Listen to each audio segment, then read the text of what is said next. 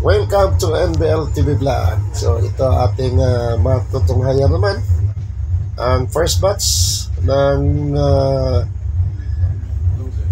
bridge team management for this month of May 2022.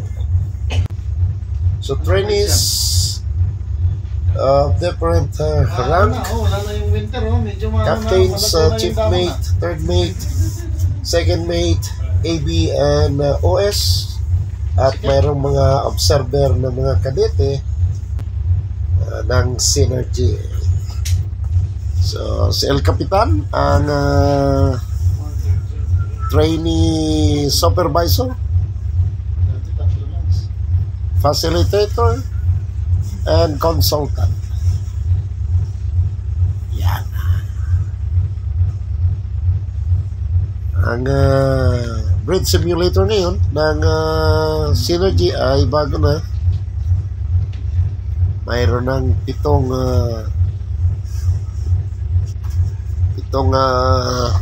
window or monitor, kaya malapad na. Ang bridge ngayon ay nasa 180 degrees. Captain, short distance, 4 cables. Newly Easy to 20. improve to bridge simulator. Ari ang ating simulator. Yeah. Ang bridge management is a mandatory requirements. Lahat ng deck ratings and officer to attend this bridge simulator, bridge team management course. Bridge team management ay 3 araw. Sa umaga lecture, sa hapon running the bridge. Yan ang member ng mga trainees, member of this batch, at may mga kadete.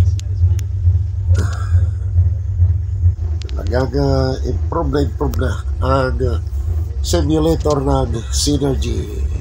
So libre yan sa mga crew and officers ng Synergy. So apply na kayo dito sa Synergy. Hiring, continuous hiring, kasi padami ng padami ang mga barko ng Synergy. So bago ka pasasampain sa barko na managed ng Synergy or owned or pag-aari ng Synergy, talagang well-trained ka na. Magiging kang isang knowledgeable, understandable, competent, and with a positive attitude, and of course as a leader, well-trained. So, yan, papasok na. So maraming salamat. Thank you for watching.